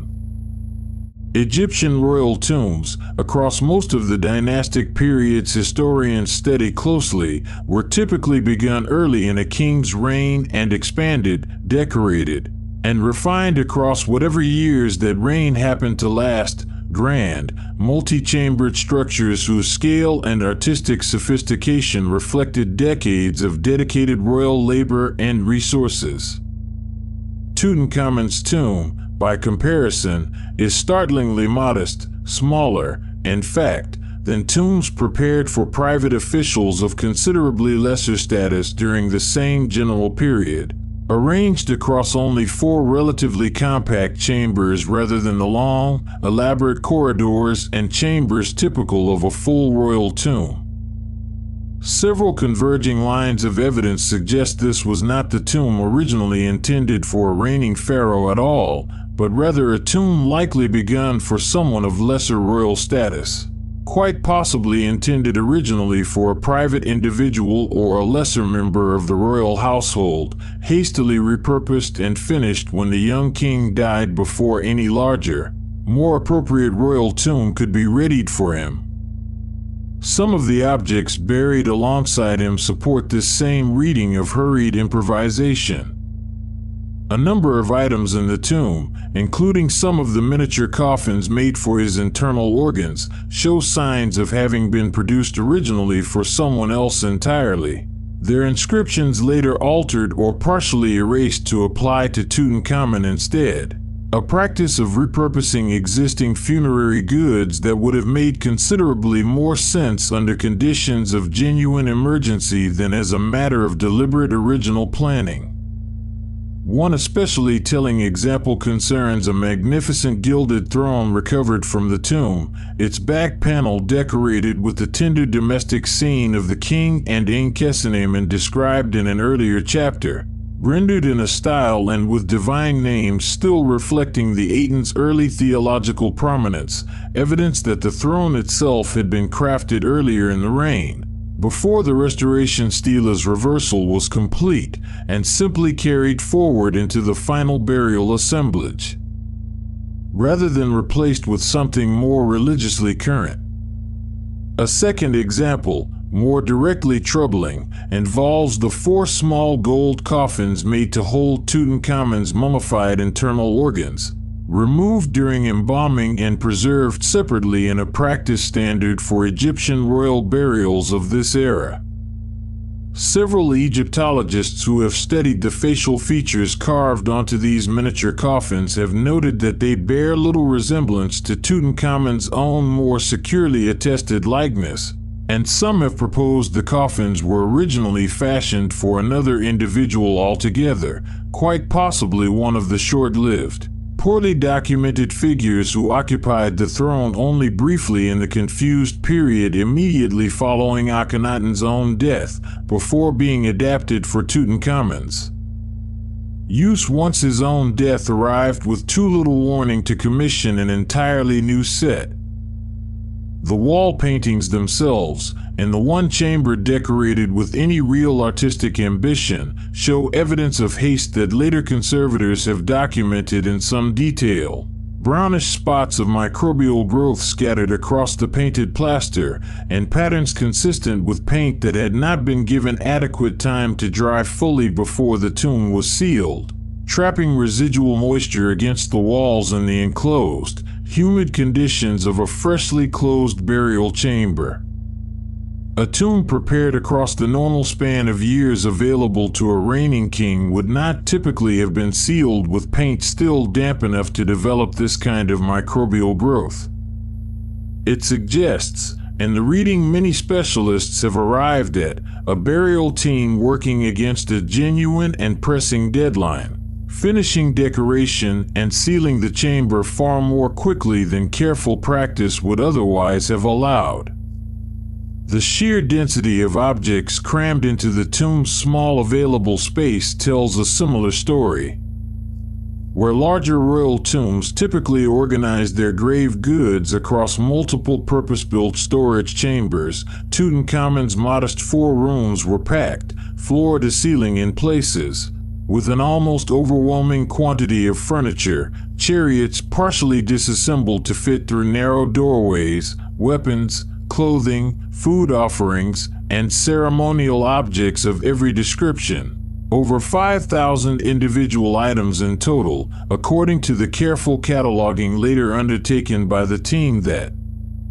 excavated the tomb, stacked and arranged with an urgency that several archaeologists studying the original excavation photographs have described as closer to storage under pressure than to the more considered, spacious arrangement a fully planned royal burial might otherwise have allowed. None of this diminishes the genuine wealth and craftsmanship of the objects themselves, the solid gold funerary mask that would become, in time, perhaps the single most recognizable artifact to survive from the whole of ancient Egyptian civilization was itself a work of extraordinary skill, whatever the haste surrounding its final placement. But it does tell you something important about the circumstances of the young king's actual death. Whoever managed his burial was working against time, improvising with whatever suitable objects and however much genuinely skilled labor could be assembled on short notice, finishing a tomb never originally intended to serve as a full royal resting place. For a king whose court, by every material trace this haste left behind, had simply not expected to need one so soon. This same modest scale, so unimpressive by the standards of Egyptian royal tombs more generally, would go on to serve the young king's memory in a way no one preparing his hurried burial could possibly have anticipated. Because it was precisely this smallness, this relative insignificance among the grander tombs surrounding it in the Valley of the Kings, that would eventually help keep it hidden from the ancient tomb robbers who methodically stripped nearly every other royal burial in the valley bare, sometimes within mere decades of the original interment. The Valley of the Kings, where Egyptian royalty had chosen to be buried for generations by the time Tutankhamun's own hasty tomb was sealed, is a place shaped as much by violent, unpredictable weather as by the careful hand of royal architects. Though the surrounding region receives only occasional rainfall in any given year, when storms do arrive, they can be genuinely intense, sending sudden torrents of water rushing down the valley's steep limestone slopes, carrying with them enormous quantities of loose rock, sand, and debris that settle, layer upon layer across the centuries, into the valley floor below. Sometime after Tutankhamun's own burial, the precise dating remains difficult to establish with total confidence, though evidence points most plausibly toward flooding that occurred generations later. During the epitaphes and use of nearby tombs belonging to later New Kingdom pharaohs, one or more of these flash floods appears to have deposited a substantial layer of debris directly across the entrance to Tutankhamun's tomb, an entrance that had already been left comparatively unmarked and unremarkable given the tomb's modest scale and hurried construction.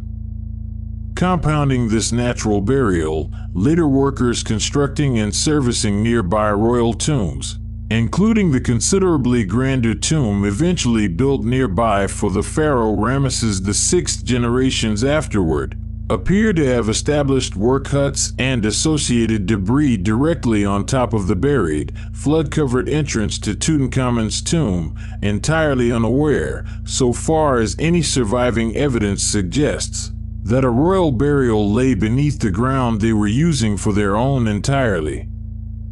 unrelated construction work. The cumulative effect of this layered obscuring, flood debris, followed by construction activity entirely oblivious to what lay beneath it, was to erase almost every visible trace that a royal tomb existed at that specific location at all. Ancient tomb robbers, who operated with a genuinely impressive and well-documented thoroughness across the Valley of the Kings in the centuries following the New Kingdom's political decline, appear to have entered Tutankhamun's tomb on at least 2 separate occasions relatively soon after its original sealing, based on evidence of resealed doorways and some disturbance to objects near the entrance chambers. But these apparent break-ins seem to have been partial and comparatively restrained compared to the near-total stripping suffered by many other royal tombs in the valley, and necropolis officials of the period appear to have resealed the tomb relatively promptly after each disturbance, restoring at least the outward appearance of an intact, undisturbed royal seal.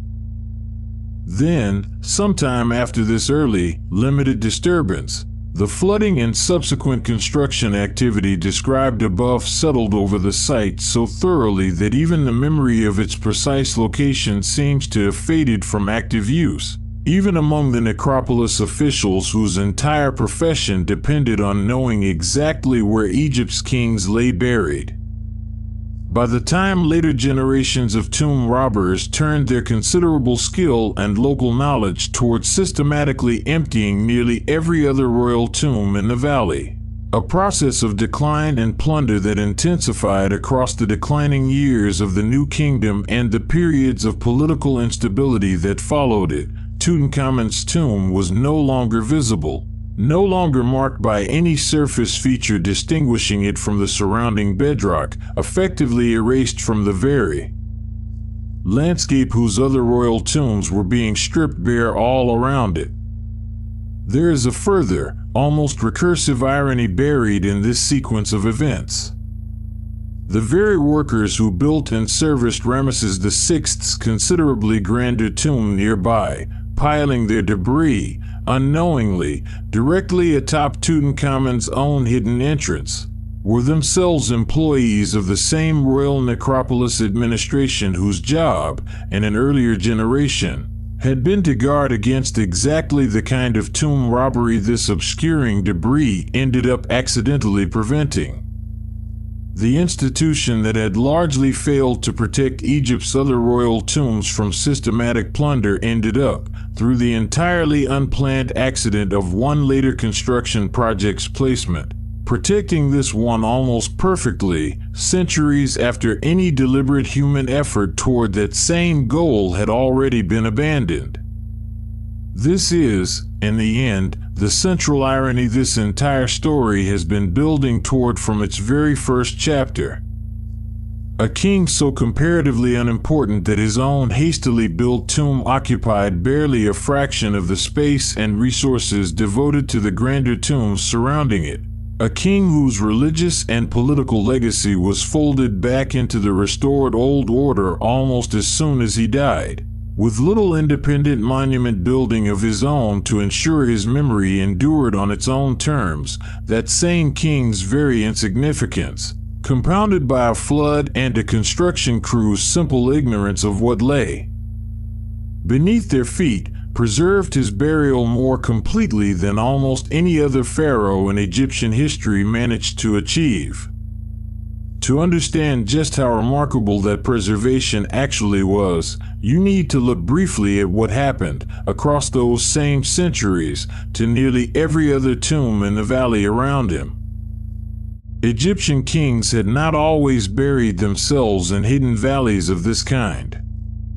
Earlier generations of pharaohs, in the centuries before the New Kingdom, had built the great pyramids you likely already picture when you imagine ancient Egypt at all, towering, unmistakable monuments visible for miles across the desert plain, announcing to any traveler exactly where a king's treasure and mummified body could be found. Those pyramids, precisely because of their visibility, proved almost impossible to protect over the long run by the time the New Kingdom's rulers came to plan their own burials. Centuries of experience had taught Egyptian officials a hard practical lesson that a monument bold enough to proclaim a king's greatness to the world was also, inevitably, a monument bold enough to invite exactly the kind of organized plundering that had already emptied most of the earlier pyramids of their original contents. The solution New Kingdom pharaohs settled upon was concealment rather than visible grandeur. They chose a narrow, secluded valley on the Nile's west bank near Thebes, overlooked by a natural pyramid-shaped peak the Egyptians called Merit Seger, she who loves silence, a mountain whose shape alone was believed to offer a kind of natural, divinely sanctioned echo of the older pyramid tombs without requiring the kings themselves to build anything so conspicuous.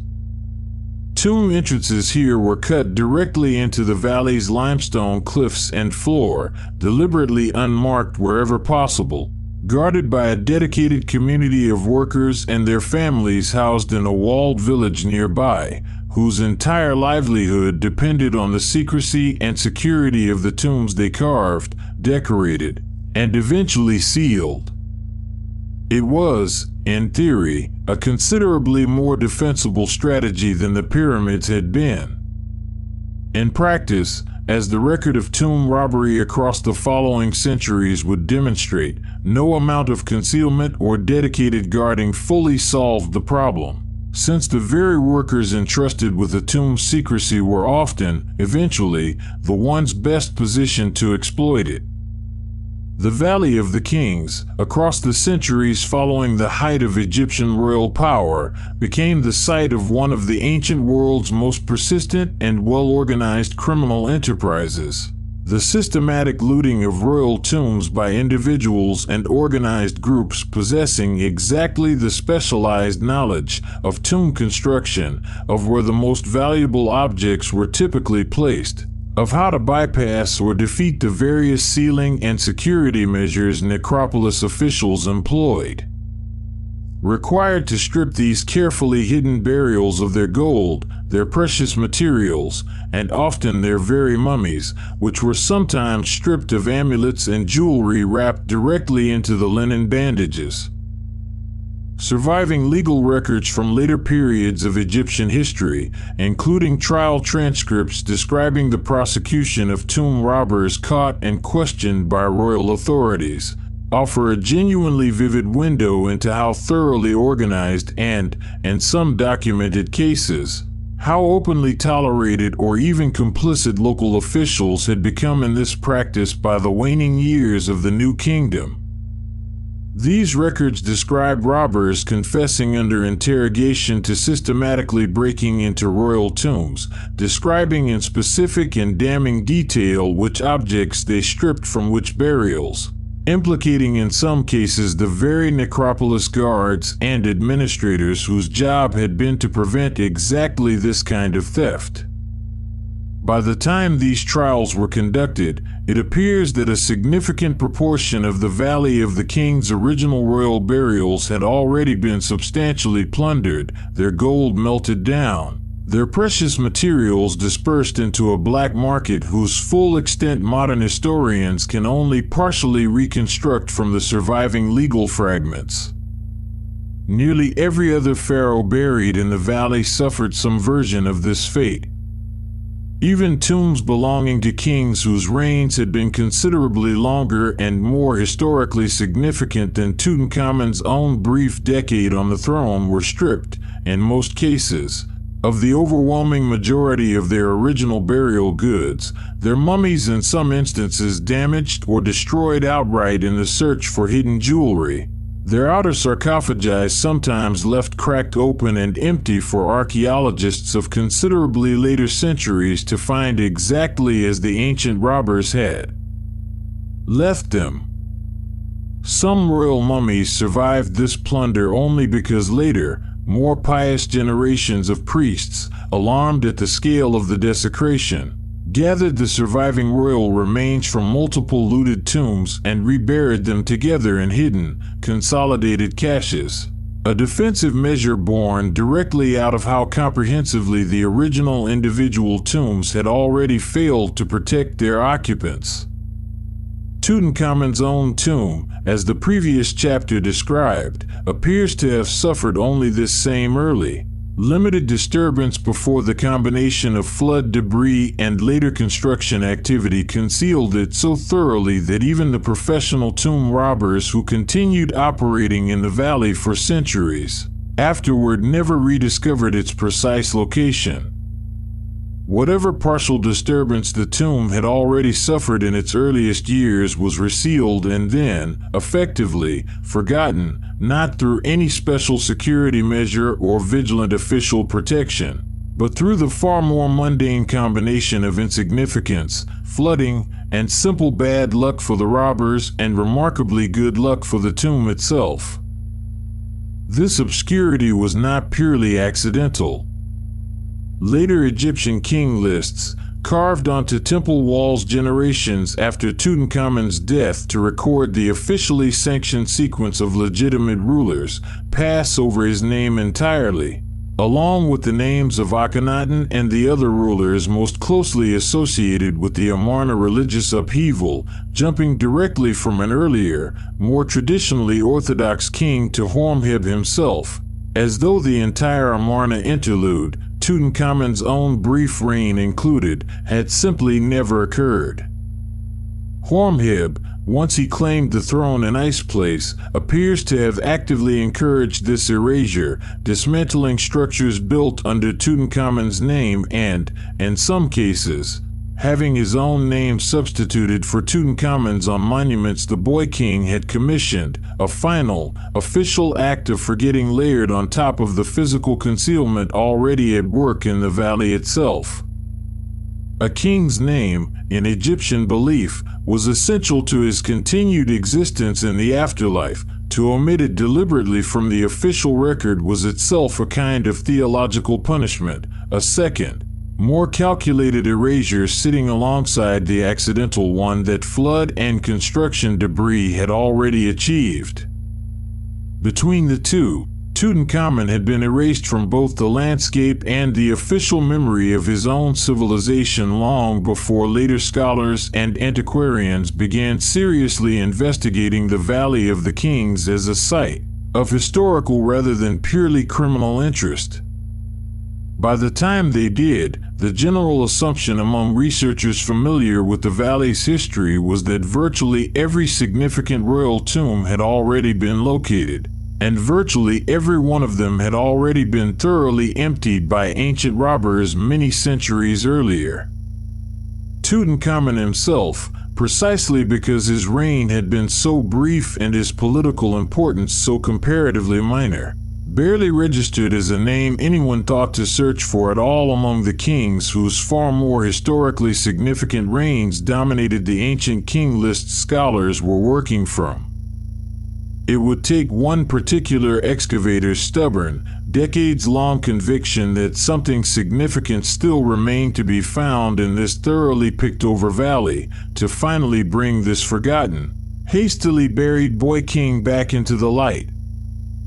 Howard Carter arrived in Egypt as a young man with considerably more practical drawing skill than formal academic training. having begun his career as an illustrator documenting other archaeologists' excavations rather than directing his own.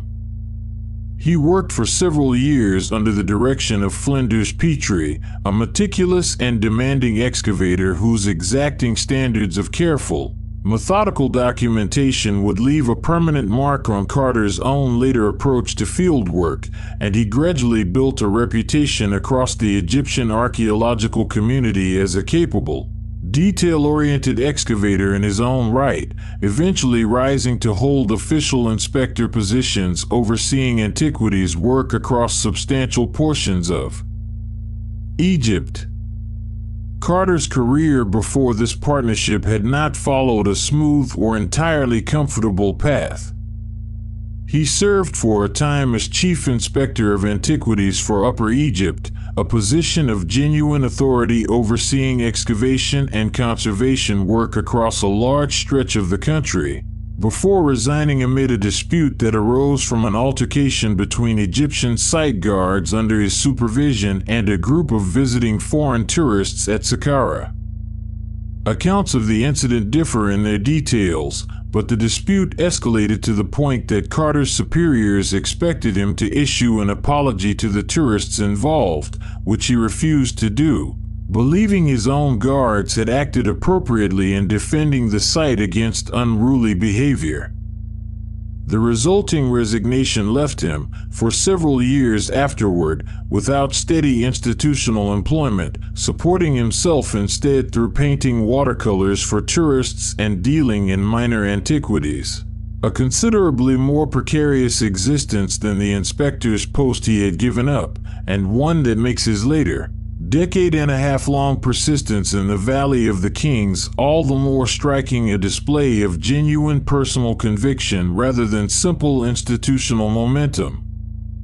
His path toward the Valley of the Kings specifically, and toward the wealthy patron whose money would ultimately make the tomb's discovery possible, began in earnest around the first decade of the new century, when he entered into a working partnership with George Herbert, the 5th Earl of Carnarvon, an English aristocrat of considerable inherited wealth whose interest in Egyptian antiquities had been sparked, according to several accounts, partly by health concerns that drew him to Egypt's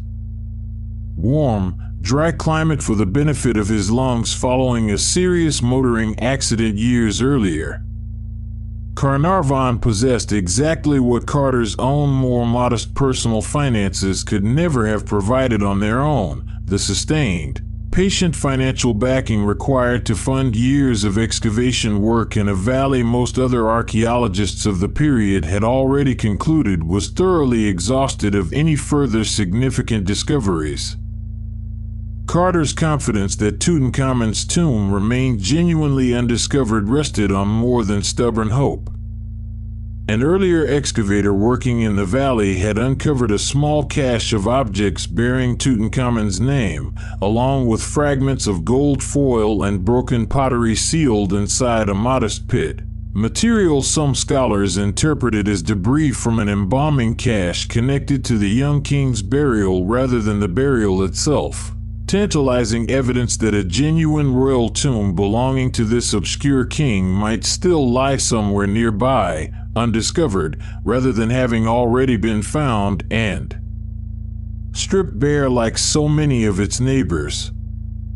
Carter treated this fragmentary evidence as a serious lead, methodically working through the valley floor section by section over the following years, an approach considerably more painstaking and less immediately rewarding than the more opportunistic digging methods some earlier excavators in the valley had favored. The outbreak of a major European war in 1914 interrupted this work substantially, drawing away laborers, funding, and attention across the following years, and Carter himself spent part of this period engaged in wartime work rather than continuous excavation. Fieldwork resumed only gradually once the conflict ended, resuming in earnest around 1917, which meant that by the time Carnarvon's patience finally reached its limit in 1922, The partnership had effectively absorbed not one uninterrupted decade and a half of searching, but a considerably more fragmented stretch of years divided by a global conflict neither man could have anticipated when they first began working together. For roughly a decade and a half, that funding produced disappointingly little to justify Carnarvon's considerable and continuing expense. Carter's seasons of excavation across this period turned up genuinely interesting minor finds, fragments of pottery, small objects bearing Tutankhamun's name, evidence suggesting some kind of royal cache had once existed nearby, but nothing approaching an intact royal tomb, and certainly nothing capable of justifying, in purely financial terms, the years of steadily accumulating cost Carnarvon had absorbed on the strength of Carter's continued conviction that something significant remained to be found. By 1922, after roughly 15 years of this partnership and following an interruption to fieldwork caused by the outbreak of a major European war in the intervening years, Carnarvon's patience, by several surviving accounts, had genuinely reached its limit. He summoned Carter to a meeting at his English estate and informed him, in terms Carter himself later described as final and unambiguous, that he intended to withdraw his financial support unless the coming season produced results substantial enough to justify continuing. Carter, according to his own later account of this meeting, responded not with resignation but with a specific, concrete proposal, one final season, at his own considerable personal financial risk if necessary, concentrated on a single remaining unexcavated section of the valley floor, an area near the already discovered tomb of Ramesses VI that Carter had deliberately avoided disturbing in earlier seasons precisely because doing so would have required disrupting the ancient workers. Huts and tourist pathways built up around that more famous, already excavated tomb. Carnarvon, whether out of genuine renewed confidence in his longtime partner's judgment or simple reluctance to abandon an investment of this scale so close to what might prove a final answer either way, agreed to fund one more season. Carter returned to the valley in the autumn of 1922 with a comparatively small team of workers, directing them to clear away the ancient workers' huts and accumulated debris in exactly the section of the valley floor he had identified, the very ground, as it happened, that centuries of flood debris and later construction activity had unknowingly used to bury and conceal Tutankhamun's own long-forgotten tomb entrance. Within days of beginning this final, almost last resort excavation, Carter's workers uncovered something that had eluded him across 15 years and countless earlier seasons of painstaking, increasingly discouraging search: a single carved stone step, cut down into the bedrock beneath the debris his team was clearing away, suggesting a staircase leading downward into ground no one had thought worth investigating so thoroughly before. The date, by Carter's own careful documentation, was the 4th of November, 1922. Clearing continued through the following days, revealing more of the staircase Carter's workers had first uncovered, 16 steps in total, cut cleanly down into the bedrock, leading to a sealed doorway whose plastered surface bore the unmistakable stamp of the Royal Necropolis seal, an official mark reserved specifically for entrances to genuine royal burials.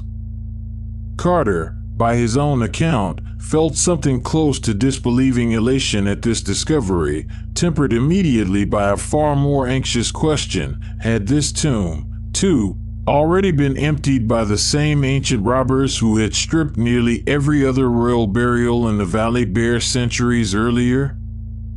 A closer look at the doorway offered troubling evidence on exactly this question. The lower portion of the sealed entrance showed clear signs of having been resealed at some point after its original closure, consistent with the earlier, limited ancient disturbance described in previous chapters of this story. rather than risk any premature disturbance of what might prove to be either an extraordinary intact discovery or a disappointingly emptied shell. Carter made the difficult decision to have the staircase reburied temporarily and sent an urgent telegram to Carnarvon in England, informing him of the discovery and requesting that he travel to Egypt immediately to witness whatever came next in person. Carnarvon arrived in Egypt roughly 3 weeks later, accompanied by his adult daughter, Lady Evelyn Herbert, who had shared her father's enthusiasm for the excavation across many of its more discouraging earlier seasons and who would be present for much of what followed. On the 26th of November, with Carnarvon and Lady Evelyn both in attendance, Carter's team cleared the staircase once more and made a small opening in the upper corner of the sealed doorway, just large enough to insert a candle and peer through into whatever lay beyond. What Carter saw, by his own later published account of the moment, was an overwhelming, almost disorienting jumble of gold and precious objects catching the flickering candlelight, strange animals, statues, and, gleaming everywhere the light touched, the glint of gold. Carnarvon, standing anxiously behind him and unable to see anything himself through the small opening, reportedly asked whether Carter could make out anything of significance. Carter's reply, as he later recorded it, was simple and became, in time, one of the most quoted lines in the entire history of archaeological discovery: "Yes, wonderful things." Word of the discovery drew a crush of journalists to the Valley of the Kings within days, competing for access to a story that editors across several countries recognized immediately as an extraordinary sensation. Carnarvon, seeking to manage this overwhelming attention and recoup some of his own considerable years of expense, granted exclusive reporting rights to a single London newspaper, a decision that left every other correspondent camped outside the excavation site shut out of direct access to Carter's own team and, consequently, hungry for any alternative angle on the story they could obtain independently. This arrangement, born of entirely practical financial and logistical considerations, would have consequences neither Carter nor Carnarvon fully anticipated at the time, since it left a large body of frustrated journalists with every incentive to seek out dramatic, independently sourced angles on the story rather than relying on the single paper holding official access. A dynamic that later chapters of this story will show mattered enormously once genuinely tragic news gave those same journalists exactly the sensational angle they had been searching for.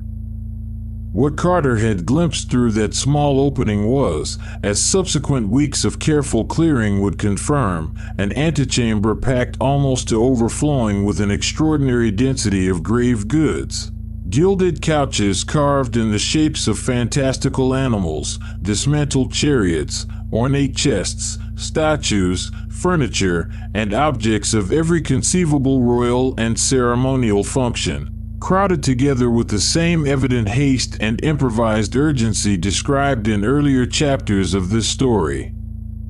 Further clearing over the following weeks and months revealed additional sealed chambers beyond this first antechamber, including, eventually, the burial chamber itself, containing a nested sequence of gilded shrines, a stone sarcophagus, and, within it, a sequence of coffins, the innermost fashioned from solid gold, containing the mummified body of the king himself, his face covered by the now iconic golden funerary mask that would, in the decades to come, become perhaps the single most widely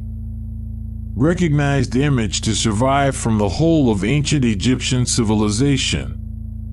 The scale of this discovery, and the meticulous, painstaking process of documenting, conserving, and eventually removing more than 5,000 individual objects from the tomb's cramped chambers, would occupy Carter and his team for roughly a decade of careful, methodical work following that first candlelit glimpse through a small opening in a sealed doorway.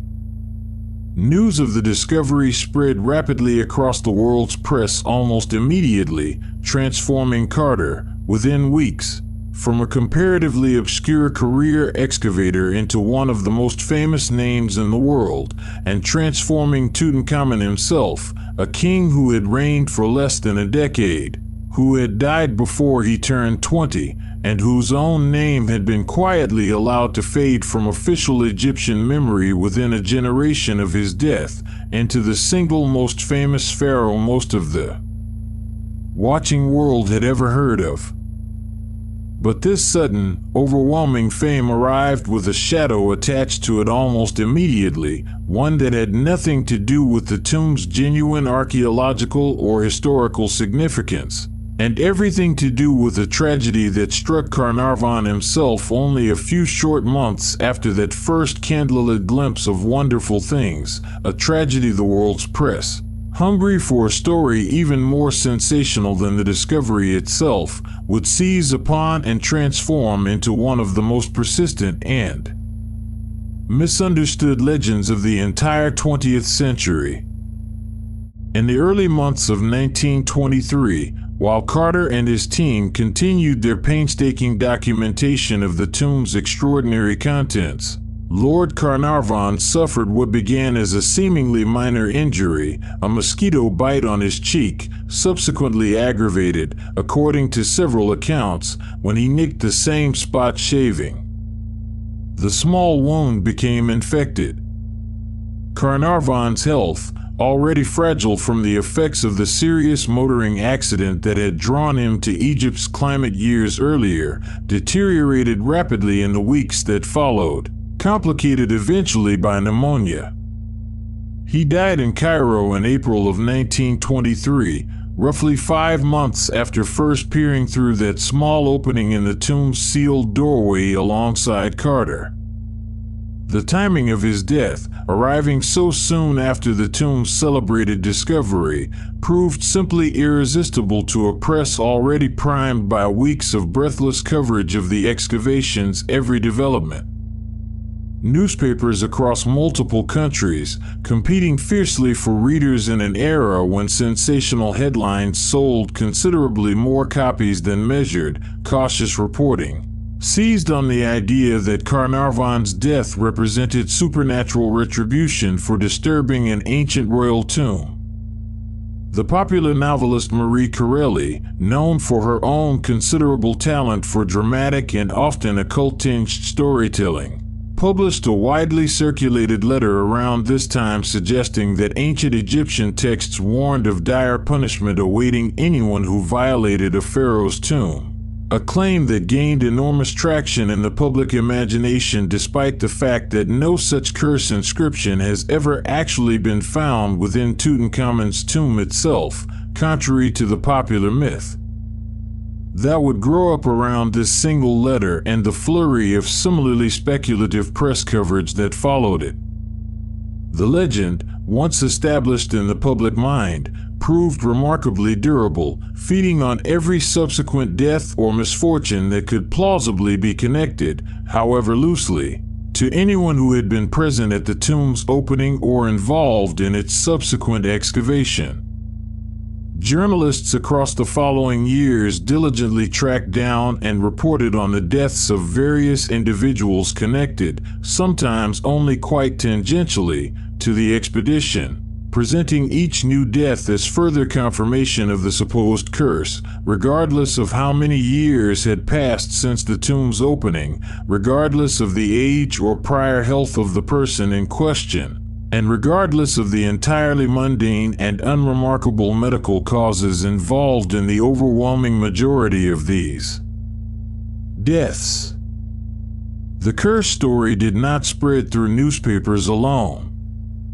It arrived at a moment when the wider public across Europe and North America was already primed, by a full year of breathless press coverage of the tomb's excavation, to consume anything connected to ancient Egypt with real enthusiasm, and the resulting wave of popular fascination reshaped fashion, design, and entertainment across the decade that followed in ways that had very little to do with sober archaeology. Jewelry and clothing incorporating lotus motifs, scarab beetles, and stylized pharaonic imagery appeared in department store windows and fashion magazines within months of the discovery.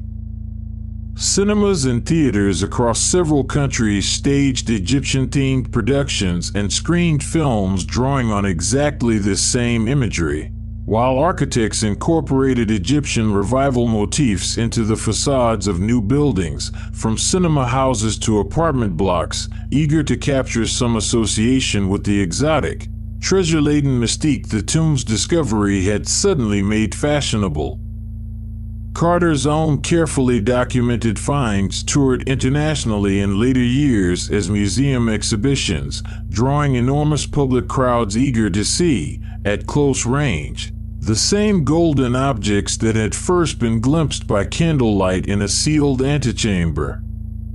This broader cultural appetite made the public considerably more receptive to a dramatic curse narrative than they might otherwise have been. A population already primed to see ancient Egypt as a place of glamorous mystery was, perhaps unsurprisingly, more inclined to believe that disturbing its treasures might carry supernatural consequences than a population encountering the discovery in a more measured, purely scholarly context might have been. A more careful accounting of the actual expedition members tells a rather different and considerably less dramatic story. Howard Carter himself, the man most directly and continuously involved with the tomb across the entire decade of its excavation, lived for another 16 years after the discovery, dying in 1939 at the age of 64 from causes entirely unconnected to any curse, a lymphatic illness consistent with ordinary natural causes for a man of his age in that era. Many of the other individuals most closely and continuously involved in the excavation similarly lived long, unremarkable further lives, dying at ages and from causes entirely typical of their era, their social class, and their general state of health at the time. Statisticians and historians who have subsequently examined the ages at death of everyone genuinely present at the tomb's opening have found nothing resembling an unusual or accelerated pattern of mortality among them, once the full group is considered rather than a selectively chosen handful of the more dramatic or prematurely deceased individuals the sensational press coverage of the period preferred to emphasize. There is, however, a genuine kernel of scientific plausibility buried within the broader curse mythology, one considerably more interesting, in its own quiet way, than any supernatural explanation the period's newspapers preferred to print. Sealed tombs, closed for thousands of years without any circulation of fresh air, can indeed accumulate genuine biological hazards. Certain molds and fungal spores, including varieties of the fungus Aspergillus, are known to develop and persist in exactly these kinds of long-sealed, humid enclosed spaces, and exposure to concentrated spores of this kind can, in individuals with compromised or weakened immune systems, cause genuine and sometimes serious respiratory illness. Certain bacteria, similarly, can persist for remarkably long periods within sealed tombs containing decomposing organic material, posing at least a theoretical health risk to anyone breathing that trapped ancient air for an extended period without adequate precaution.